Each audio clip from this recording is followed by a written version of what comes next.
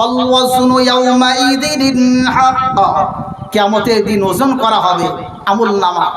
আহা, সামান্য একটা ভালো কাজ যদি আপনি করেন এর প্রতিদান আপনি পাবেন, এটা কি আপনি জানেন? আপনি একটা সামান্য খারাপ কাজ করলেও এই সামান্য খারাপ কাজের প্রতিদান ফলাফল দিবসে আপনাকে দেওয়া হবে, এটা কি আপনি জানেন? বোঝেন? বোঝেন না তো।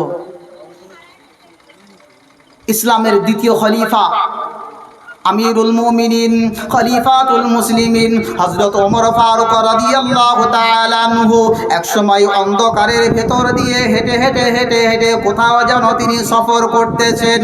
সাথে অনেক আল্লাহর নবীর অন্যান্য সাহাবারা রয়েছেন। আল্লাহ নবীর সাহাবারা খলিফাতুল মুসলিমিন ওমর বিন খাত্তাব রাদিয়াল্লাহু তাআলা আনহু জিজ্ঞাসা করলেন, ও নবীর সাহাবারা, তোমরা কে বলতে পারো? বলো দেখি আল্লাহ কোরআনের ভেতরে সব থেকে হতাশা ব্যঞ্জক আয়াত কোনটি?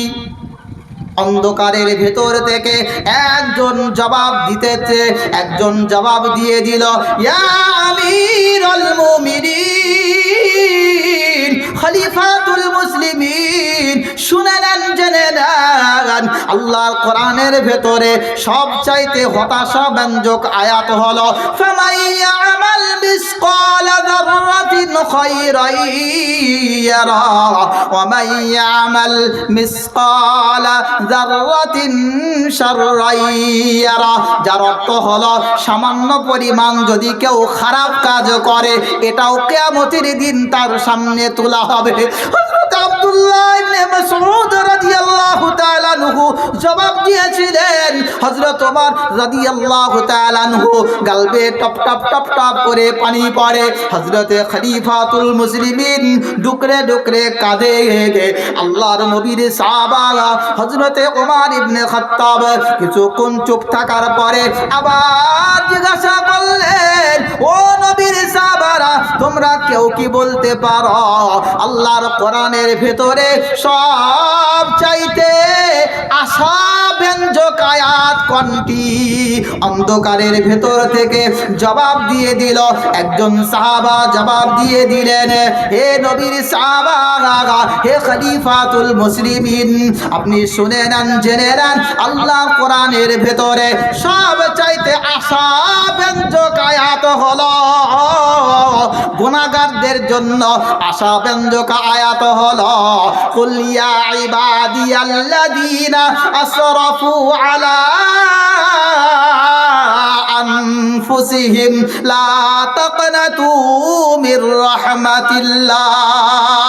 এইটা হলো আশাব্যঞ্জক আয়াত। এই আয়াতের মানেটা কি হুজুর একটু বলে যান, শেষ টাইমে মানেটা শুনে নেন। আল্লাহ পাক রব্বুল আলামিন তার হাবিবকে জানাচ্ছেন, আমার নবীকে জানাচ্ছেন, হে নবী তুমি জানায়া দাও, কুল তুমি জানায়া দাও, তুমি বলো, ইয়া ইবাদিয়াল্লাযীনা আসরাফু, হে আল্লাহর বান্দারা, আমার বান্দারা যারা যারা নিজেদের নফসের উপরে জুলুম করেছে, অত্যাচার করেছে, অন্যায় করেছে, অবিচার করেছে, গুনাহ করেছে, গুনার সাগরে হাবুডুবু খাইতেছে, ওদেরকে সুসংবাদ দিয়ে দাও, তারা যেন আমি মাওলা আমার রহমত থেকে নৈরাশ না হয়। কোন বান্দা যদি সাগর পরিমাণ গুনাহ করার পরেও যদি আমি মাওলা আমার দরবারে একবার দুটো হাত উঠায় বলবে, মাওলা গো আমি ভুল করেছি, তুমি মাফ করে দাও, বান্দার হাত তুলতে দেরি, আমি মাওলা তার গুনাহটাকে মাফ করতে দেরি করি না। জোরে বলেন।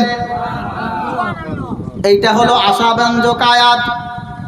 আল্লাহর নবীর সাহাবা খলিফাতুল মুসলিমিন ওমর ফারুক রাদিয়াল্লাহু তাআলা আনহু ওই সময় চিৎকার দিয়ে জানায়া দেন, এ নবীর সাহাবারা, তোমাদের ভেতরে আব্দুল্লাহ ইবনে মাসউদ কি আছে নাকি? হযরত আব্দুল্লাহ ইবনে মাসউদ বলে, ইয়া আমিরুল মুমিনিন লাব্বাইক, আমি হাজির আছি। আমি আব্দুল্লাহ ইবনে মাসউদই জবাব দিলাম। জোরে বলেন না সুবহানাল্লাহ।